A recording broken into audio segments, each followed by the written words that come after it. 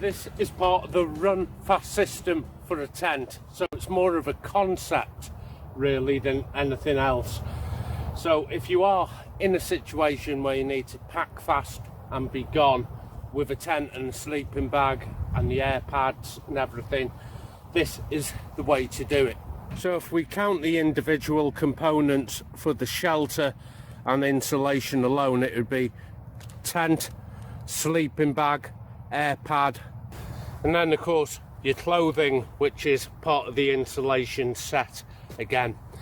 So I always say you only need 3 basics to be in good shape, which is shelter, insulation and the cook set. You're going to be warm, dry and well fed. Anything else that goes into the pack is on you. They're the extras that you spend your time and money on to fill out the pack, but I try and keep mine as basic as possible so I can run fast and light should the need arise. So now, instead of having 3 or 4 individual items of kit in stuff sacks, in here is just the one. If you're a mainstream kind of camper or even YouTube viewer, then you'll be following like sheep. You'll have 4 individual little stuff sacks. Your sleeping bag has to go into a stuff sack. Your tent has to go into a stuff sack. Your roll pad has to go into a stuff sack. For a run fast with my ordinary pack, which by the way is the Berghaus 90 Crusader, the whole pack here is the entire stuff sack.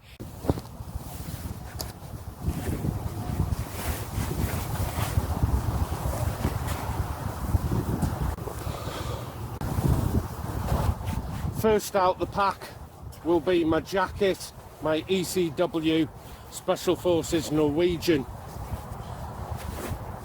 This will help emulate your clothing allocation, which isn't current in this actual pack today.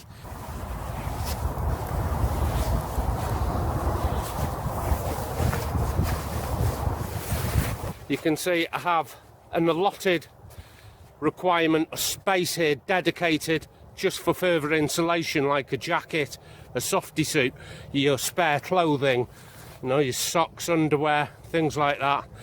And this little snow hood here is got to be the best part of maybe 12 litres or so, so that's plenty. So regarding the actual shelter and insulation, which is tent and sleeping bag in this case, it's all in here.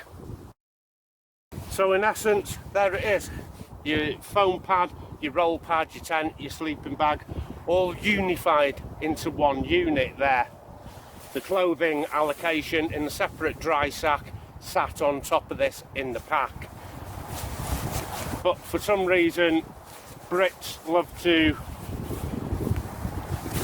put everything into different stuff sacks. This would take up about 4 different stuff sacks ordinarily.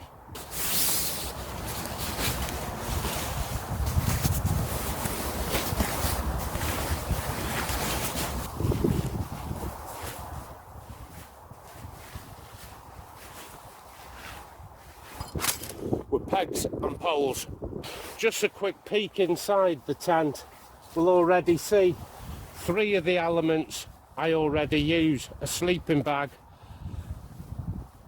a pad and an air pad, and it's aligned head, door, sleeping bag, foam pad, air insulator. I could choose one or the other, but we spoke about it on a different episode, that for the weight of this little extra foam pad it's worth having both. But often I'll travel the foam pad on the outside just so I do have that little extra bit of space in the pack to put this big thick coat that I've got on, as well as my clothing. But for demonstration, just to prove that the concept is at least viable, I'm going to put everything in, and that is all inside the tent. All I have to do is put up the poles and everything is ready there for me to get in.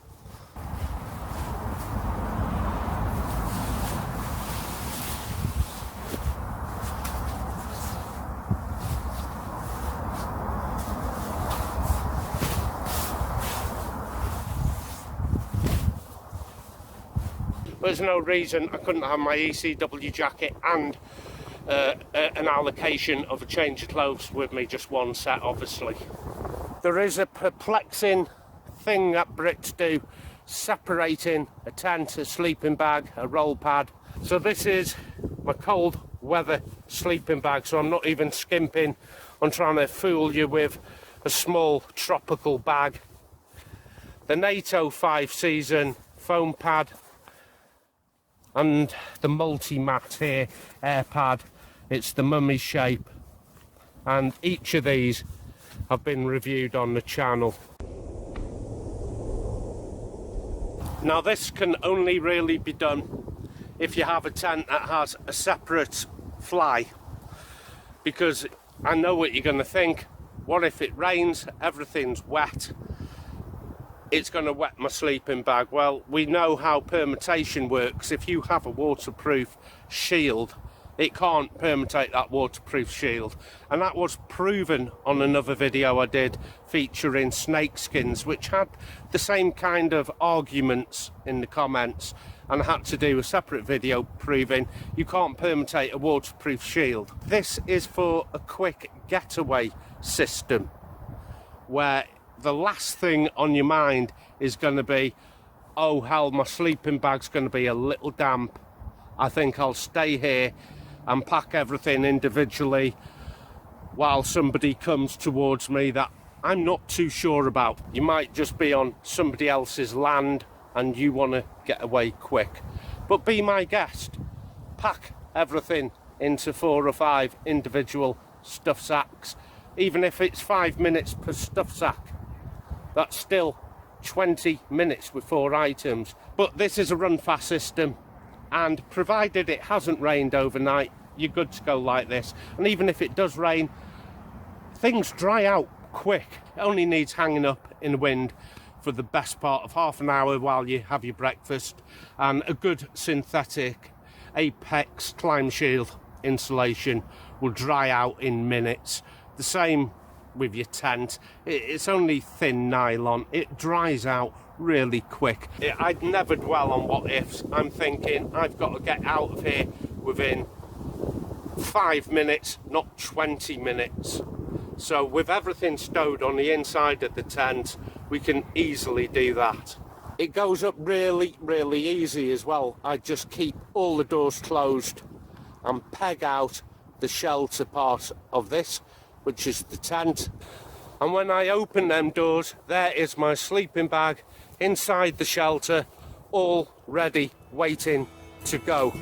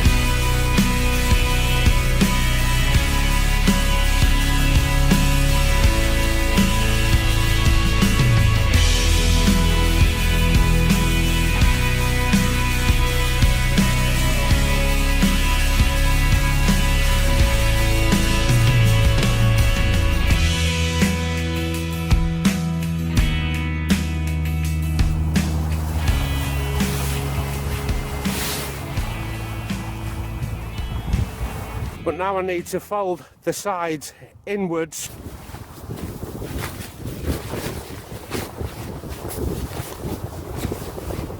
So I brought a quarter into the centre, another quarter into centre, roll from that end there. Roll as tight as you want, as loose as you want, provided your sack has the capability to house it.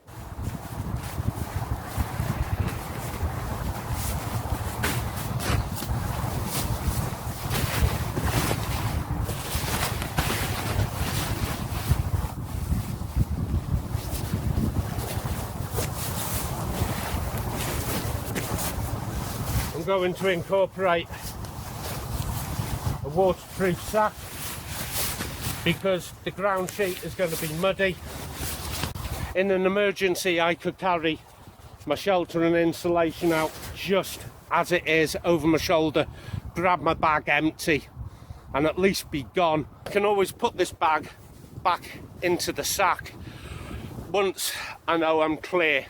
The whole point of bexbugoutsurvivor in the first place is that you're not watching things that have just been done so many times over and over and over again by so many others. There you go, everything in. I even have my pan here. Pop that down the side or at the front. Let's see if there's room for my clothing. And I should be still within the snow skirt here, or the snow collar. So that is plenty of room to get your kit away in a hurry. And of course, if you are new to bexbugoutsurvivor, these ideas and concepts might be a little alien to you. Well, the whole channel is like that. I got so bored of seeing people just copycat each other. I thought there's nothing new to see on YouTube anymore. And the slowest part of any element, whether it's a hammock, a tent, a bivvy, is packing into individual stuff sacks. Now, the British Army have been packing their Gore-Tex bivvy, the clothes and the sleeping bag directly into their Bergens for decades. Now, you can choose to put your clothing into a dry sack, that's fine, but you've got to be combat ready, and you can't be combat ready if you're using dozens of stuff sacks. That was pretty much real time. It was just rolled, put into a waterproof liner and into the sack.